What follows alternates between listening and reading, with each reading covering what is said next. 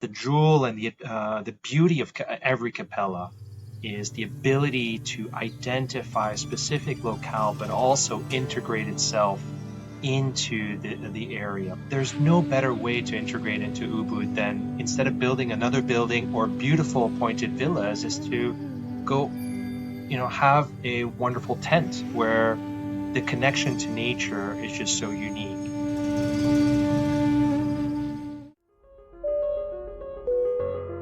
Hello, my name is Renae Leith-Manos.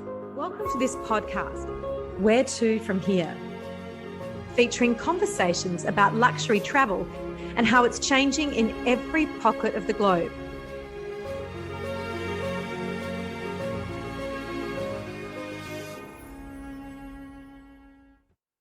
Hello, good morning, everyone. I'm Christian Jaquier, talking to Renae on her podcast, Where2From Here, live from the beautiful location of Ubud in Bali. Hi guys, there are luxury resorts and then there is Capella Ubud. For any of you who follow me on Instagram or follow my show, you'll know I'm a big fan of Bali, and one of my favorite locations in Bali is Ubud.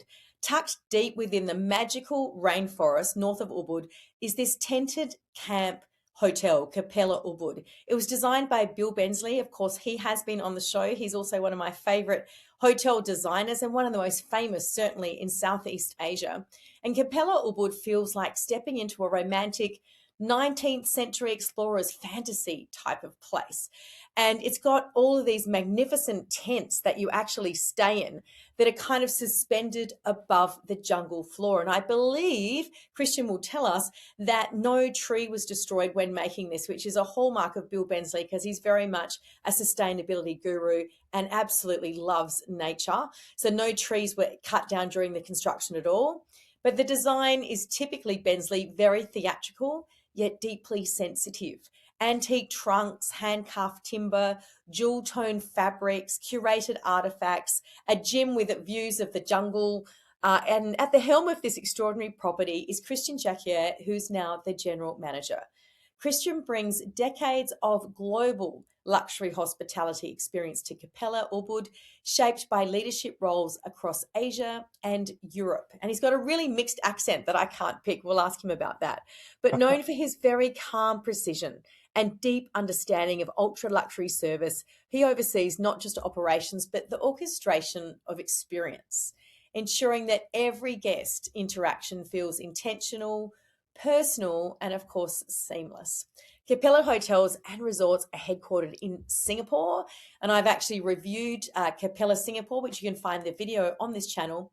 And they've built a reputation for culturally immersive, design-led luxury, a fairly emerging brand in the world in terms of luxury hotel brands. Capella Ubud remains one of its most celebrated jewels. It's consistently ranked among the world's best resorts, praised for its intimacy, its storytelling, its location, and of course, its exceptional service ethos. Christian, welcome to the show. Thank you very much, Renae. What a great introduction. I'm blushing here.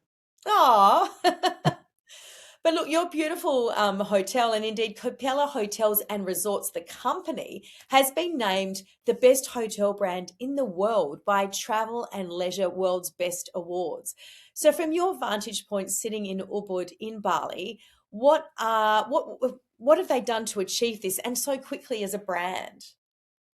And it's a great question, a great starting point, Renae. And not only that, is that Capella Hotels and Resorts have been able to achieve this 3 times in a row, and we're gunning for the 4th now. And Wow. there are several factors, and having recently joined Capella, it's always been a brand that I've been fascinated with. There's a couple of factors, and one of which is really the emphasis on our colleagues and our team members. The selection process. There are skills that we can train, but there are characters and attitudes that it is within you. So and cultivating and growing these type of talents of the ability to connect, the ability to care about your craft, and the genuine sense of devotion to service. If I had to put it into one thing, is the Capella's ability to really identify and assemble this team from the president of the company all the way down to our line colleagues, the ones that are really connecting with our guests on a daily Yes. Yeah. basis. It's that that makes us, that allows us to create this unique experience, not just from the guest room or the tent, as you should say, but from the connection, from the interactions, from every step of the experience at any capella. Yeah, wow. And Capella have said they want to double their portfolio by 2030 with a strong focus on Asia. So, where do you see the brightest constellation, if I can use your logo, of future luxury hotel opportunities and why? And then, how does Indonesia fit in? Because all the metrics are showing Indonesia is just booming in the next 10 years as well. Well, it's first and foremost, we're celebrating the opening of Capella Kyoto Yes. this month. I've had the pleasure and the honor of visiting it right before opening, and Wow. it really speaks out because the the jewel and the beauty of every capella is the ability to identify a specific locale, but also integrate itself into the area. For example, Mm, what a there's no better way to integrate into Ubud than, instead of building another building or beautiful appointed villas, is to go, have a wonderful tent where the connection to nature is just so unique. mm, However, with Indonesia, uh, it's why not actually. It's having lived in Indonesia for several years now. mm. I feel that I've only hit the tip of the iceberg. There are over 17,000 islands. If you take the easternmost point of Papua New Guinea to Sumatra, it spans over Europe and over the continental United States. And every island has a different culture, but also flora and fauna. So really, you're whenever you're going to another island, you're wondering what you're going to see. It's true. Um, And particularly here, I'm sitting in Australia today, people think of Bali, where you are, as Indonesia, but you're 100% right. I lived in Jakarta for a couple of years there you go. and I've traveled a lot around Indonesia and I continue to. My heart, a piece of my heart is left there. And it's interesting, isn't it, that people don't often think about going to those different locations. Exactly. And one island to the right in Lombok is a different island, and that's why also part of our guest in our continuous search for unforgettable experiences for our guests. It's not just perhaps future Capella properties, but Mm, for today, it's also combining different experiences, whether it's partnership with with boating or exploration or with other islands, so that our guests traveling from afar, uh, escaping in some way the city jungle or the urban jungle, is to discover all of these facets of Indonesia that has to offer.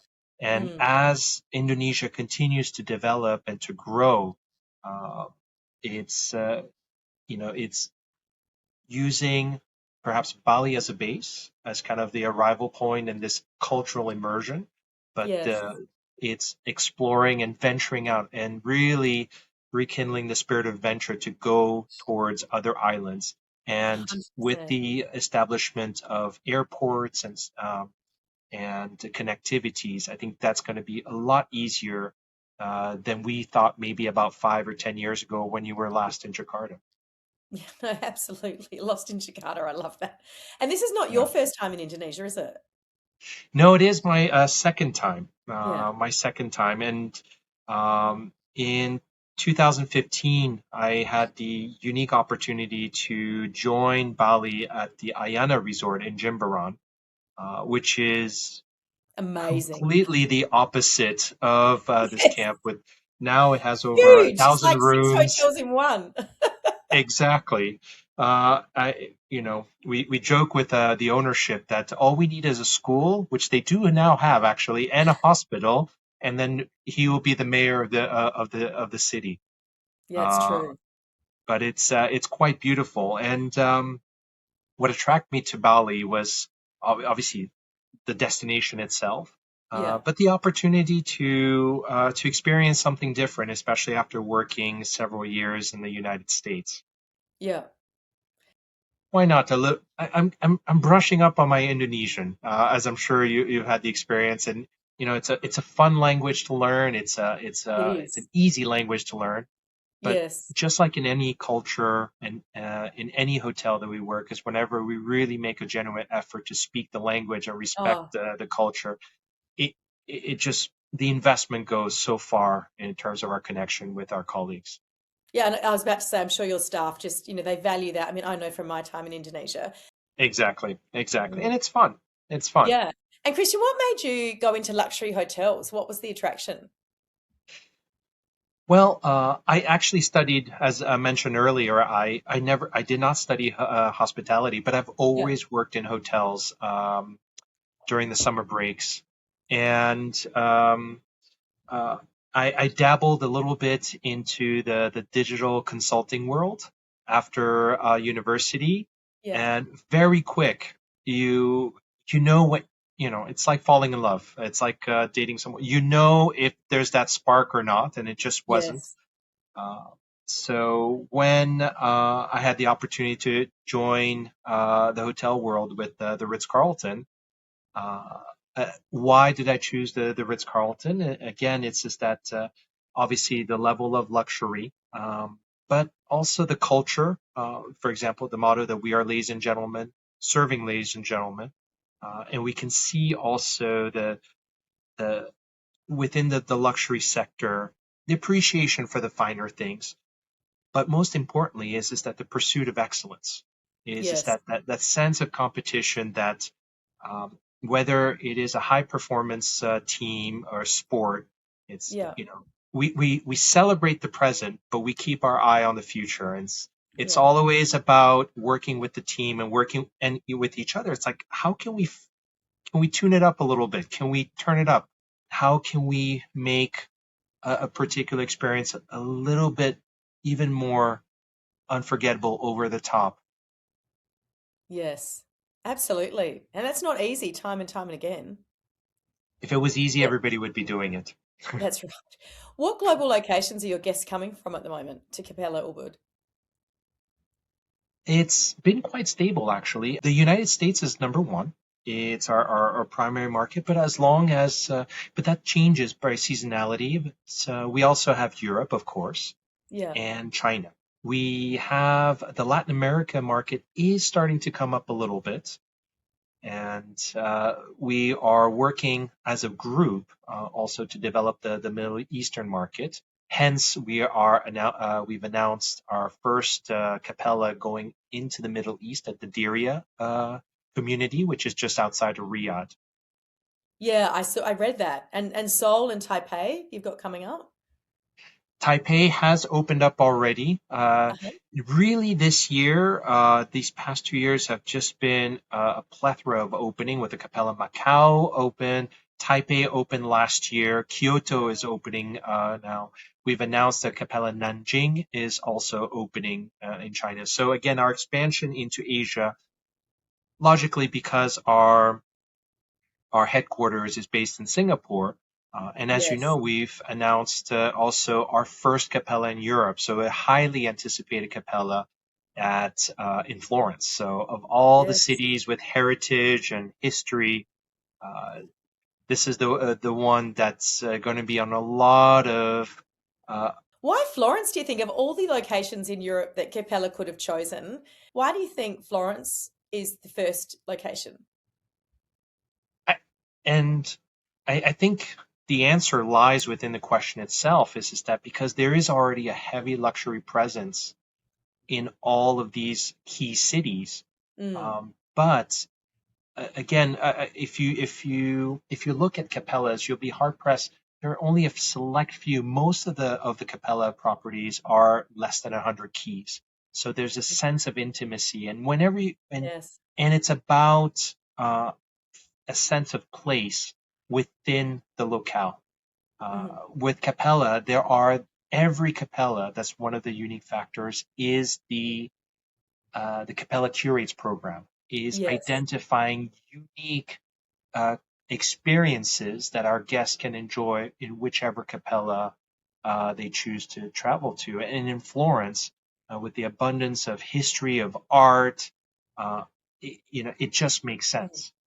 A lot of radars, Yeah, whether I was in the about to say media to watch community. lists. Yes. Exactly. Yeah, and Capella does focus on art a lot. Tell me, how do you find staff to be Capella culturalists? Because that's a very unique job. It is. It is. And it's first, I mean, as mentioned earlier, it comes from talent selection. We select hard, but we train easy. Hmm. It is an easy thing to say. It's a challenging accomplishment or feat to do, because with Capella, whenever we meet new potential colleagues, it's really about we actually ask them to take various tests and so forth, because we really want to understand not so much about the skills of how much computer usage they have, or which programs, or which properties, or in Mm. terms of knowledge of wines. Those are skills and functions that can be taught, but really it's about their inner self, about their personality, what really passions them.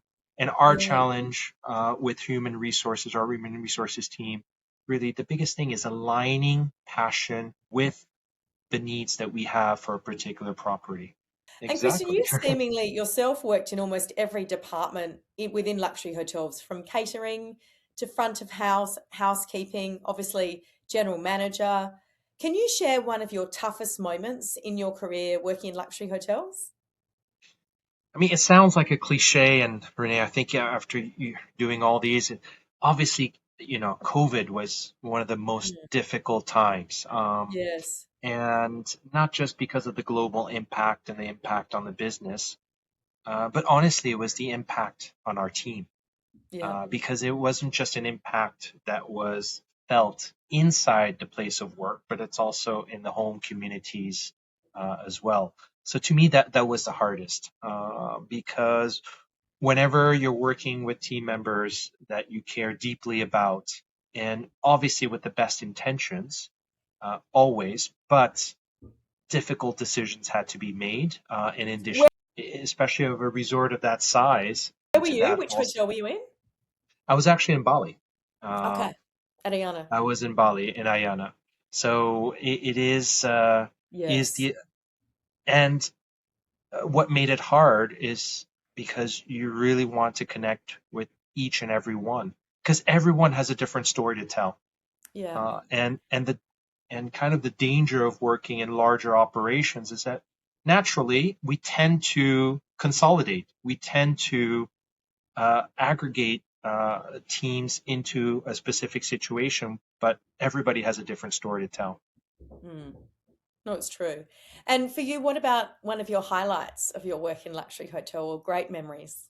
Some of the best experiences I had, I mean, one was working for the Ritz Carlton Dove Mountain in Arizona, as working as a team, and becoming Forbes 5 star for the first time. That was a great achievement, because it really took continuous dedication to excellence, a strong leadership, uh, but also motivation, and seeing the fruits of your hard labor. It was just incredible. Some of the best experiences also, honestly, it's connecting with certain guests. There are certain guests that I've met about 15 years ago that we are still in communication today. Um, Amazing. and You know, it's not just, a lot of general managers say that. It's a yeah. great part of your job, isn't it? What a gift.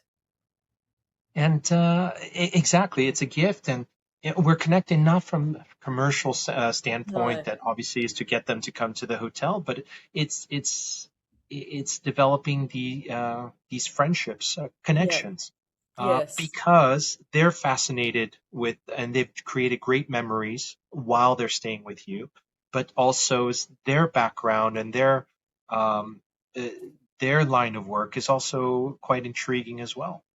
Yeah. And tell me, Christian, when you move on from a hotel, do you sometimes really miss the past location and life that you had?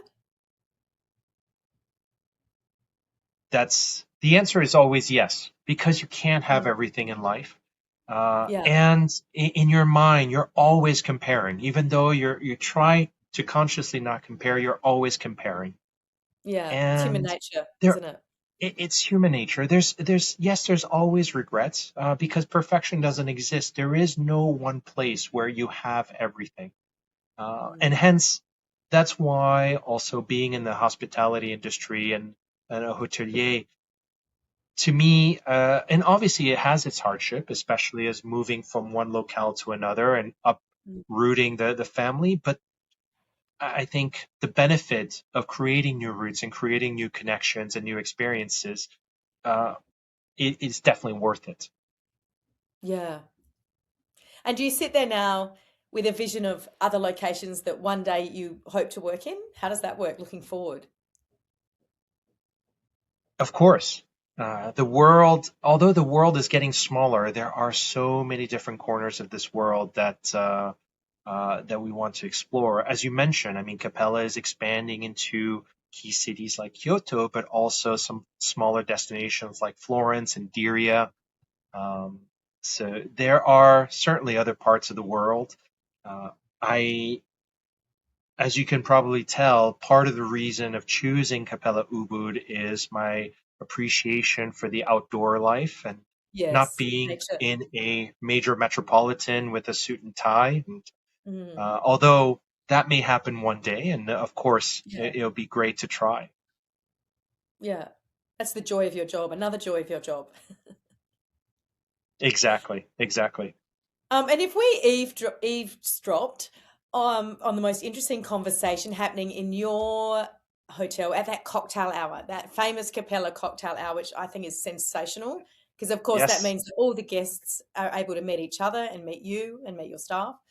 But if it was a sold out night, what would we hear them talking about that tells us how luxury travel in Southeast Asia and indeed Bali has really changed in the last 5 years? Yeah. So a great question. And that's why our Capella living room here for Capella Ubud, we call it the officer's tent. Just Mm, like in the exploration era, all the officers will congregate at the end of the day after a long day of adventure and exploration back to our officer's tent to share and recount stories. wow. I think for in our officer's tent here in Capella Ubud, uh, the clear the clear winner is the kindness of the people, Mhm.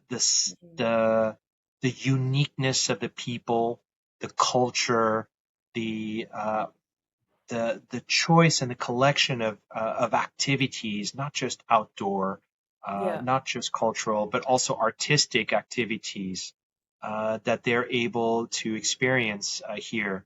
Uh, you just sit back and relax and just listen to the energy and the excitement of our guest recounting not only to me but then almost actively going to other guests and sharing. Like for example, we have 600 meters from here, we have Wayan Gama, who transformed his house into an art studio.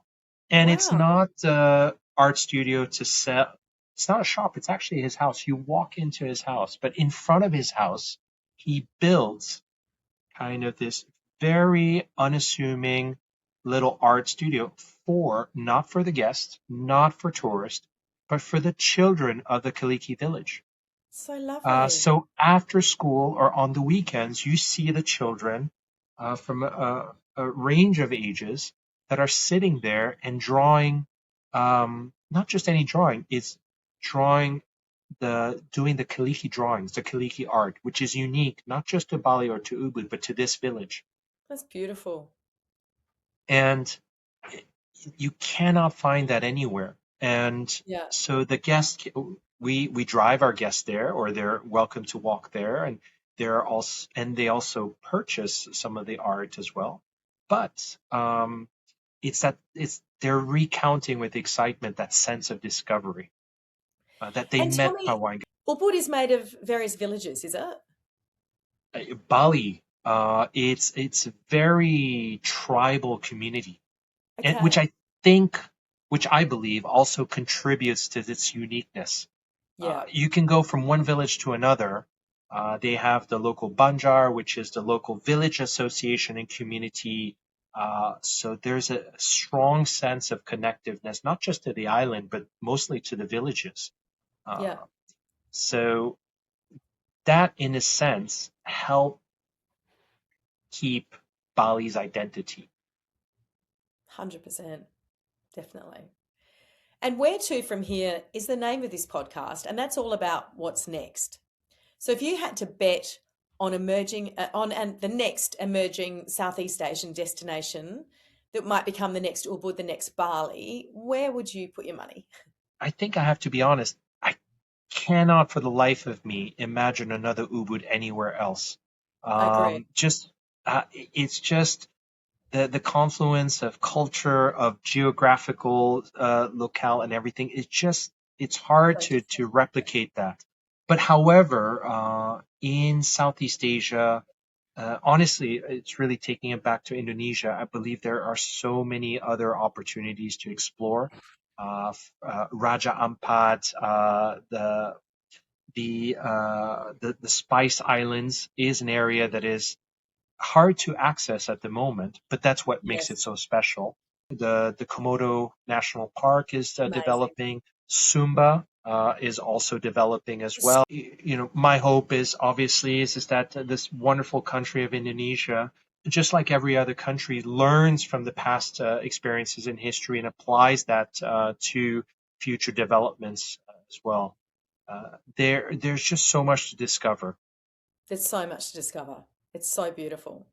But look, I could talk to you all afternoon, Christian, especially about, one of my favorite countries and locations in the world.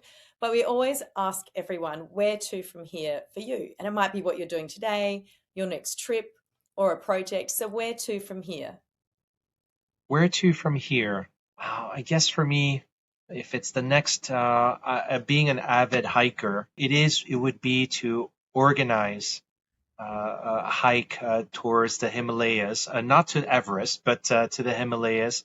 And Mm, most importantly, the key point is organizing with the right people and the right friends, 100%. because it's the location's one thing, but it's the company that you're with that makes all the memories. Absolutely. I went to the Himalayas a couple of years ago to Ananda, the health retreat up there. And part of a Ah, stay there, you do a lot of hikes. I don't know if you've heard of Ananda. no, but I'm writing it down. I mean, It's incredible. Yeah, I did a podcast with the director, and they invited me there. And it is a health retreat like no other.